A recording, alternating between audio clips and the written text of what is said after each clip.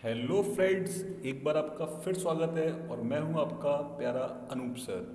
तो यहाँ हम लोग डिस्कस कर रहे हैं क्लास 10th की मैथमेटिक्स का चैप्टर नंबर 3 और यहाँ हम सीख रहे हैं लीनियर इक्वेशंस को सॉल्व करना।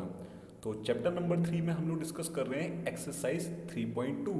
तो आज हम डिस्कस करेंगे एक्सरसाइज 3.2 का क्वेश्चन नंबर 3। लेकिन क्वेश्चन नंबर 3 को करने से पहले थोड़ा सा मैं आपको चीज़ों को ब्रीफ कर देता हूँ। ब्रीफ क्या कर देता हूँ कि दो आपके पास लीनियर इक्वेशंस हैं। दो लीनियर इक्वेशंस आपको सामने दिख रही हैं। क्या क्या है आपके सामने? एक है a1x plus b1y plus c1 equal to 0 और दूसरी है आपके पास a2x plus b2y plus c2 is equal to 0। ठीक है, तो हमने पिछले क्वेश्चन में सीखा था कि दोनों इक्वेशंस के कोफिशिएंट्स का रेशियो हमें बताएगा कि वो ग्राफिकली इंटरसेक्ट करेंगी, कोइंसिडेंट करेंगी, पैरेलल होंगी। और उनके रिस्पेक्ट में हमने बताया था कि उनके सॉल्यूशंस क्या क्या होंगे। ठीक है स्टूडेंट, चलिए तो इसको मैं एक बार फिर आपको रिवाइज करा देता हूँ ताकि आपको आगे दिक्कत ना हो। मैंने आपको बताया था कि a1/a2 का रेशियो b1/b2 के इक्वल नहीं है, तो बिल्कुल बिंदास तरीके से आप क्या बताओगे? इंटरसेक्ट करेंगी। इंटरसेक्ट करने का मतलब यूनिक सॉल्यूशन, क्योंकि एक ही पॉइंट पे तो कट करेगा। ठीक है, इसको हम लोग क्या बोलते हैं? इंटरसेक्ट बोलते हैं। तो ये एक ही पॉइंट पे कट कर रहा है तो एक ही सॉल्यूशन होगा। फिर a1/a2, b1/b2, c1/c2 तीनों के रेशियो सेम है तो ये हो जाएंगी कोइंसिडेंट लाइन। कोइंसिडेंट लाइन का मतलब क्या हो गया कि एक लाइन ये है और फिर दूसरी लाइन भी यही हो गई। तो आपको क्या दूसरी लाइन दिख रही है? नहीं दिख रही, मुझे नहीं दिख रही है। इसका मतलब एक लाइन के ऊपर ही दूसरी लाइन है। दोनों लाइन क्या हो चुकी है? ओवरलैप हो चुकी है। दोनों लाइन ओवरलैप हो चुकी है तो पूरी की पूरी दूसरी लाइन पहली लाइन पे ओवरलैप कर रही है। तो कितने सॉल्यूशंस होंगे? इनफाइनाइट सॉल्यूशंस होंगे।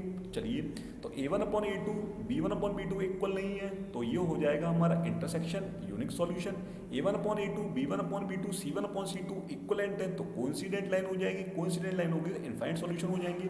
और a1/a2 और b1/b2 का रेशियो सेम है लेकिन c1/c2 के बराबर नहीं है तो ये लाइन्स हो जाएंगी पैरेलल लाइन्स। और ये दो पैरेलल लाइंस आपको दिख रही हैं तो ये क्या कभी एक दूसरे को आपस में इंटरसेक्ट करेंगी स्टूडेंट? नहीं करेंगी। और जब करेंगी ही नहीं तो क्या कभी इनके सॉल्यूशंस मिलेंगे? नहीं मिलेंगे। तो क्या लिखा हुआ है यहाँ पर? No solutions. Clear student? तो आई होप ये बात आपको बहुत अच्छे से समझ में आ गई होगी।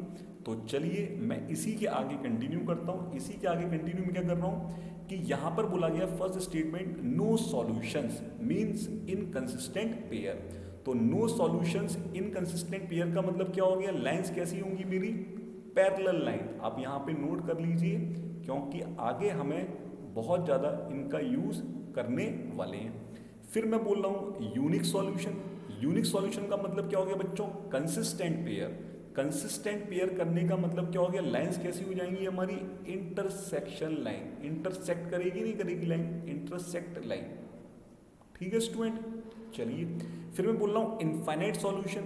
इनफाइनाइट सॉल्यूशन का मतलब क्या हो गया स्टूडेंट कि दोनों लाइंस कैसी है? ओवरलैप कर रही है। ओवरलैप कर रही है that means coincident line. Coincident lines. ठीक है, दोनों लाइंस कैसी हैं? Coincident lines. ठीक है स्टूडेंट, इतनी बात आपको समझ में आ गई है। तो बस आपको इतना याद रखना है कि नो सॉल्यूशन का मतलब है इनकंसिस्टेंट। इनकंसिस्टेंट वर्ड कहाँ पर यूज होगा? पैरेलल लाइन में। इनकंसिस्टेंट वर्ड कहाँ यूज होगा? पैरेलल लाइन में। कंसिस्टेंट का मतलब ये बोल लीजिए कि केवल एक ही सॉल्यूशन है। कंसिस्टेंट का मतलब एक ही सॉल्यूशन है। और यदि इनफाइनाइट सॉल्यूशन हो गए तो डिपेंडेंट हो गया। ठीक है स्टूडेंट, चलिए तो अब मैं एक एक करके सारे क्वेश्चंस को डिस्कस कर लेता हूँ। तो यहाँ पर क्वेश्चन नंबर 3 में फिर बोल रहा है वो on comparing the ratio a1/a2 b1/b2 c1/c2 find out whether the following pair of linear equations are consistent or inconsistent. कोई इशू नहीं है, कर लेते हैं बड़े आराम से। चलिए तो फर्स्ट क्वेश्चन को सबसे पहले डील करते हैं। क्या लिखा हुआ है? 3x plus 2y minus 5 is equal to 0। मैंने क्या किया? इस 5 को भी लेफ्ट हैंड साइड पे ले आया तो -5 इक्वल टू 0 हो गया ताकि ये हम आराम से कंपेयर कर सकें। दूसरी इक्वेशन क्या है student? 2x minus 3y minus 7 is equal to 0। ये हो गई मेरी दूसरी इक्वेशन। कोई दिक्कत यहाँ पर? केवल मैं 7 को जो है राइट हैंड साइड से लेफ्ट हैंड साइड में ले आया हूँ तो प्लस से क्या हो गया? माइनस हो गया। अब मैं दोनों के कोफिशिएंट लिखना स्टार्ट करूँ तो a1 कितना है बच्चों? 3, b1 कितना है? 2 और c1 कितना है? -5। अच्छा, दूसरी इक्वेशन में लिखूँ मैं A2 कितना है बच्चों 2, B2 कितना है स्टूडेंट -3 और C2 कितना है स्टूडेंट -7। अब मैं देख रहा हूँ कि A1/A2 जो मेरा आ रहा है वो क्या आ रहा है 3/-2। कोई दिक्कत नहीं है क्या कोई दिक्कत? मुझे तो नहीं है। चलिए फिर मैं देख रहा हूँ B1/B2 स्टूडेंट कितना आ रहा है 2/-3। तो याद रखना स्टूडेंट यदि A1/A2 नॉट इक्वल टू हो जाए B1/B2 के, तो फिर हमें आगे बढ़ना ही नहीं है C1/C2 के लिए, क्योंकि यहीं पर ही बात खत्म हो गई। तो A1/A2 स्टूडेंट कितना है 3/-2 और B1/B2 कितना है स्टूडेंट 2/-3, मतलब जस्ट रिवर्स हो गया, मतलब नॉट इक्वल टू है। नॉट इक्वल टू का मतलब क्या मैं इसको बोल सकता हूँ कैसे सॉल्यूशंस होंगे? ये लाइन करेगी इंटरसेक्ट। मैंने पीछे ही आपको करवाया है, आप आराम से वीडियो को पीछे जाके देख सकते हैं। ये कैसी लाइन हो जाएगी? Intersect line. इंटरसेक्ट लाइन हो जाएगी तो सॉल्यूशंस कैसे होंगे स्टूडेंट? Unique solution. कैसे होंगे? Unique solution. और सॉल्यूशन यदि यूनिक होंगे तो हमारा कंसिस्टेंट होगा या इनकंसिस्टेंट होगा? ये होगा हमारा रिजल्ट कंसिस्टेंट।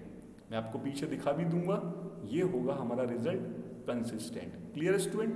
तो फर्स्ट क्वेश्चन में रिजल्ट कैसा आया? कंसिस्टेंट। रिजल्ट कैसा आया? कंसिस्टेंट। तो पीछे मैं आपको दिखा देता हूं, देखो यहां पर देखो इंटरसेक्ट लिखा हुआ है, इंटरसेक्ट लिखा हुआ है तो रिजल्ट कैसा होगा? होगा कंसिस्टेंट पेयर।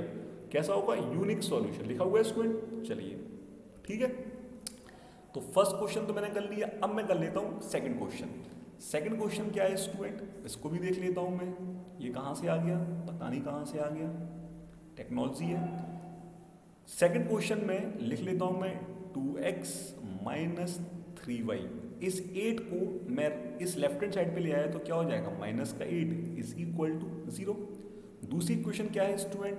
4x - 6y और -9 इज इक्वल टू 0। क्लियर है? इतनी बात क्लियर है? ठीक है, चलिए तो इतनी बात आपको क्लियर हो चुकी है। तो अब मैं क्या करूंगा, ये इक्वेशन 1 लिख देता हूं, इसको इक्वेशन 2 लिख देता हूं। अब यहां पर मैंने लिखा a1 की वैल्यू कितनी है 2। कोफिशिएंट तो निकालना जानती हो आप, जो भी x के साथ बैठा है वो a1 होगा, जो y के साथ बैठा हुआ है वो b1 होगा, है ना, फर्स्ट इक्वेशन में। सेकंड इक्वेशन में a2 b2 बोल देंगे और कांस्टेंट तो आपको दिखता ही है, ना x होगा उसके साथ ना y होगा। अब b1 कितना होगा स्टूडेंट? b1 होगा -3 और c1 कितना होगा स्टूडेंट? -8। तो हमने a1 b1 c1 तीनों निकाल लिए। दूसरी इक्वेशन से हम a2 निकाल लेते हैं, कितना आएगा 4। b2 कितना आ जाएगा स्टूडेंट? -6 और c2 कितना आ जाएगा स्टूडेंट? -9। कोई इशू नहीं है। चलिए तो मैंने a1/a2 को फाइंड आउट किया स्टूडेंट, तो कितना आया 2/4। 2/4 का मतलब कितना हो गया बच्चों? 1/2। कोई दिक्कत किसी को? कोई दिक्कत नहीं है। चलिए अब मैं b1/b2 कर लेता हूँ। b1/b2 किया मैंने तो -3/-6, तो माइनस से तो माइनस कैंसिल आउट हो जाएगा और 3/6 कितना लग गया फिर से 1/2। कोई दिक्कत नहीं है। चलिए आगे देखता हूँ मैं c1/c2। तो c1/c2 मैंने देखा तो ये कितना आ गया -8/-9। माइनस का माइनस कैंसिल हो गया तो कितना आ गया 8/9। 8/9 को मैं डिवाइड कर ही नहीं सकता हूँ। चलिए तो मैं फर्स्ट सेकंड और थर्ड तीनों जो रेशियो हैं उन रेशियो से मैं देख पा रहा हूँ कि a1/a2 तो b1/b2 के बराबर है, लेकिन इन दोनों का रेशियो c1/c2 के बराबर नहीं है। तो a1/a2 का रेशियो क्या था 1/2, b1/b2 का रेशियो भी क्या था 1/2, लेकिन c1/c2 का रेशियो बच्चों क्या आ गया 8/9। इसका मतलब आप आराम से देखिए कि 1/2 1/2 a1/a2 b1/b2 दोनों क्या है इक्वल है, लेकिन c1/c2 के बराबर नहीं है। इसका मतलब क्या ये लाइन मेरी पैरेलल लाइन होगी स्टूडेंट? बोलो हाँ या ना, पैरेलल लाइन होगी। देखो आप जितना ज़्यादा प्रैक्टिस करोगे उतनी ज़्यादा आपको चीज़ें समझ में आएंगी। पैरेलल लाइंस होंगी, इसका मतलब सॉल्यूशंस कैसे होंगे इसके? No solution. सॉल्यूशंस कैसे होंगे स्टूडेंट? No solutions. सॉल्यूशंस कैसे होंगे इसके? No solutions. तो हम यहाँ लिख देते हैं नो सॉल्यूशन, क्योंकि ये दोनों की दोनों लाइंस कभी भी अपने आप को क्या इंटरसेक्ट करेंगी स्टूडेंट? नहीं करेंगी, नो सॉल्यूशन। तो आपने रेल की पटरी देखी है, क्या पैरेलल होती है? बिल्कुल होती है। और आप रेल में बैठ करके किसी भी एक साइड से दूसरे साइड तक चले जाइए, क्या वो पटरियां आपस में एक दूसरे को क्रॉस करती हैं जिस पे ट्रेन चल रही है? नहीं करती है, नो सॉल्यूशन। और जब सॉल्यूशन नो सॉल्यूशन हो गया तो हम इसको क्या बोलेंगे बच्चों? इनकंसिस्टेंट। हम इसको क्या बोलेंगे? इनकंसिस्टेंट। हम इसको क्या बोलेंगे बच्चों? इनकंसिस्टेंट। तो ये रिजल्ट कैसा आ गया स्टूडेंट हमारा? इनकंसिस्टेंट।